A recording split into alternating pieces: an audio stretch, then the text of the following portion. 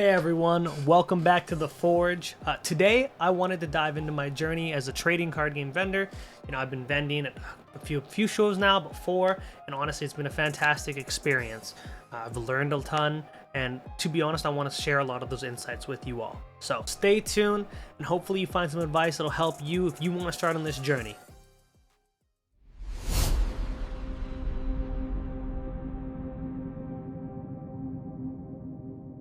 So first off, I just want to say, like, coming from a customer service and finance background, I would say vending it's kind of like a natural fit for me.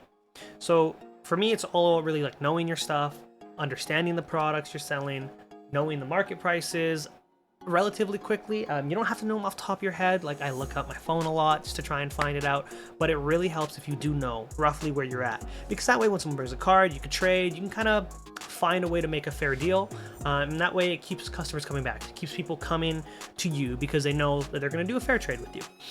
So that what I would say is, like, if you're not really into that person-to-person customer service kind of contact, that first thing is so important, because if you hate people, man, you're gonna suck as a vendor. I don't like hate to say that you're gonna suck as a vendor, but you're just not gonna be as approachable.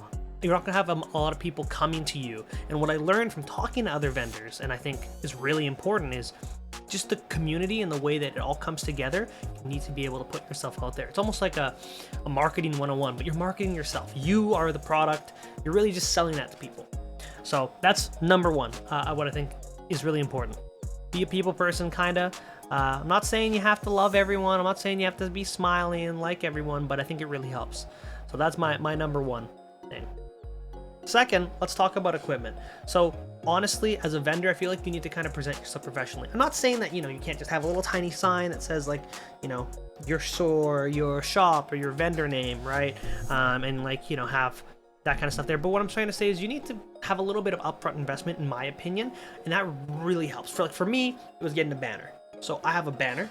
I don't know if you guys seen it in some of my videos or shorts that I posted, which I'm also going to post a vendor kind of POV of just the show, just literally just unedited, kind of just throw it up there. If you guys want to see it, like, comment.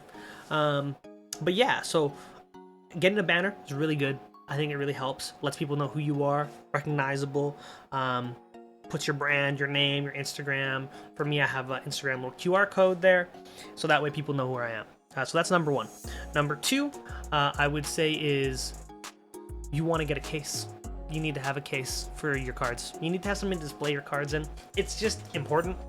Like, if I'm coming to buy from you and you just have a binder, it's awesome. And people love going through my binders. So binders, yeah, super important. But I feel like having a case for that higher end, higher tier stuff just makes it seem a little bit more, I don't want to say professional, but a little bit more like put together. And then, you know, you have your high end stuff in your case, you have your lower end stuff in your binder. And honestly, to be honest, your binder stuff will probably move faster than your case stuff. And I'm just saying that. So for me, I'm always trying to take in trades for that lower end stuff, not necessarily towards the higher end, but the things that I know will sell fast, that binder things, good binder things, but you put them in there. So if you want cash flow turnover, that's definitely a good thing to do. But going back to it, I think the next thing you want to get is a cart for moving everything. You want to make sure you're able to stack things, kind of Tetris them. So I have a cart that folds open, and I can that way kind of have everything all set up pretty easily. So I strongly recommend that. I think without that, it makes life very difficult. On top of that, I would say you probably want to just have something that looks nice. Just make your setup look nice. I'm not saying mine necessarily looks the best, but I kind of put my playmats out, form that I'm selling them for Riftbound. I put my slabs around there just so I can display some Riftbound slabs, have people ask questions, has people interested. They get my card, they get my information, they follow my Instagram, right? So I would say that's very important. And I think, to be honest, you probably want to set aside like 1,000 in terms of your starting supplies. And that includes everything. That includes top loaders, that includes sleeves, your banner. If you want to have a camera set up, like, you can put a little bit out, maybe 1,500, maybe 2,000 on the, you know, entertainment side if you want to do videos. But I wouldn't go too much more than that. So yeah, that's something that I would say is a fair ask, and where I kind of want to be for pricing on the equipment. And I think in terms of product wise, like if you want to talk about overhead, product wise, you probably want to have about 5,000 in product at least. You could have lower, like sure, if you're just starting off and you want to start off with like $1,000 in product, and I'm talking about Canadian dollars, I'm not talking about USD. I'm in Canada. So I would say you want to have that. It's probably really important just in general. So that's number 2. Okay, number 3, let's talk about flexibility with prices and offers. So for me, when I buy cards and I buy collections, I'm typically buying at 75 to 80, 85 on the quick things that I can move really quickly. So 85% is like the high end. Like if someone gives me a Moonbaron, I'll probably do 85, maybe even 90, because I know I can flip it like that, right?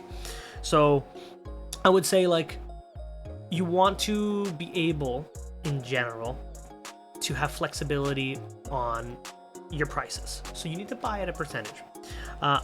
Because you're working on that percentage, you get the ability to price a little bit under market. I would never be a vendor that prices over market. I feel like if you price over market, it's so scammy. It's so bad. You know, I know someone was in one of my shorts was saying that it was a little bit scammy to buy at 75, but I always tell people, hey, you don't need to buy at my rate. And sometimes I've told people, hey, like, I'm not going to take this trade because I'm not going to offer you a fair price for it, right? Like I've told them like, hey, like what I'll offer you is probably not something you want, so I'll have to pass for now. There's nothing wrong with that. If someone wants to sell to me, they sell to me. If someone doesn't want to sell to me, they don't have to sell to me. I think that's very fair, and I think it's just part of the, you know, you don't have to take everything. You don't have to say yes to everything.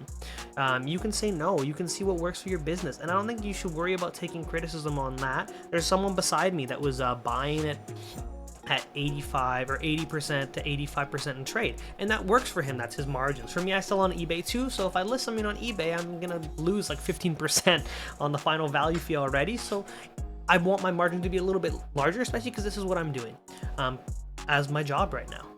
And I'm very, very passionate about this, and I want this to be a reality, and I think it is a very, very possible reality. So I would say that's very important, having that flexibility. So definitely be wary that people are going to haggle you down, and be prepared for that, and that should be fine because you're buying at a percentage. You should be able to sell at a percentage. You shouldn't be firm at 100%.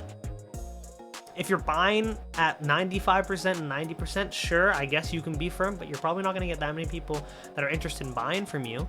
But I would recommend, that's why I say you recommend, if you're going to be a vendor, have a set percentage that works for you and be very consistent with it and be very honest. There's nothing wrong with being honest in regards to that. I think people think, you know, oh, I don't want to be honest, or I think people think, oh, you know, I don't want to be scammy, so I'll do a little bit higher. But I mean, as long as you're very transparent about it, it's not like you price everything out. They'll be like, yeah, I'll give you, you don't tell them the percentage you buy it, and you just say, yeah, I'll give you like 300 for a bunch of cards that are $500. That's horrible. I tell them straight up before I even price anything out. And this is something you should do if you're going to be pricing out cards for people and, you know, trading. Tell them, hey, I take this percent. Because that way, I mean, it's pretty straightforward. Right now, right there and then, they know whether they want to proceed with that or not. Some people don't understand. You know, there's some people where I'll price it out and they'll be like, ooh, that's a little bit lower than I thought. I'll be like, okay, that's totally fine. I can do a little bit higher. I can do a little bit lower if I really want it, right? So that's where the conversation is. I also strongly believe in the whole business aspect is I want people to haggle. I want people to haggle me down. I want people to haggle me up percentage. I think that's part of the fun of it, not just for me but for them. People feel like they're getting a good deal that way, and I feel like I'm getting a good deal this way. It's part of it. I feel like there's nothing wrong in starting, you know, even for someone who's gonna buy from me, if they're gonna start offering me like, hey, I'll buy that for 85%, I'll be like, it's a little bit low for me. I'll probably be at the 90 range, or I'll be at the 95 range, depending on what it is, right? So there's nothing wrong with that. That's how it should be. That's how vending should be. And when it comes to vending cards, when it comes to collectibles, it should be a back and forth. And that's part of the fun of it for some people. I don't think there's anything wrong with that. I don't know, if you think I'm wrong, you can yell at me in the comments below. Okay, so for number 4, I think a really important thing is being diversified. Don't just put all your eggs in one basket. So for some people, they love Pokemon and that's all they vend. And I don't think there's anything wrong with that for some people. For me, I like to have my things, you know, diversified. So I don't just sell Pokemon. I sell Magic the Gathering, I sell a little bit of One Piece, and when it comes out, I'll also be selling Riftbound on October 31st. We're almost there. But I think the benefit of this is I'm not limiting myself to one market or the other. So if one market goes down or up or yada, yada, yada, I'm kind of in the plateau space where I can kind of go from one space to the other. Another beautiful thing about it is cross trading. So it doesn't happen too often, but when it does, it's amazing. Where I have people trade me Magic cards that they have in their collection for Pokemon and vice versa. So what that allows me to do is allows me to say, hey, yeah, I can take your trades in for Magic, and that's what I'll value at, and then, hey, I can give you this Pokemon card that you want to collect, because maybe they don't want to play Magic anymore, they want to switch to Pokemon collecting, or maybe they are in Pokemon collecting, but they also play Magic. I'm like, ooh, but I really need that Magic card. It allows me to kind of go back and forth between that, and the same with One Piece, and I think when Riftbound comes out, I think it's going to be the same with Riftbound. So that's really what I think gives me a lot of success in terms of offering. And to be honest, Magic, not many people vend it right now. So when I'm vending Magic, I have people being like, oh my god, you have Magic the Gathering, I really want to like get more cards. And to them, I even tell them, like, I pick up collections. That's what I do. I don't think it's something that people realize is a big market, but I think a lot more people play Magic the Gathering than people think. So yeah, I would say these are my biggest takeaways from vending so far. If you're thinking about vending at a card show, then I hope that maybe this gives you a little bit of a head start, maybe something that gives you a little bit of ideas on how you want to be able to do this. But yeah, that's about it. That's kind of how I'm feeling about vending right now in my journey so far, and I'm excited to see what the future has to hold. So thank you for watching. Please click that subscribe button, that like button, and yeah, I'll see y'all next time.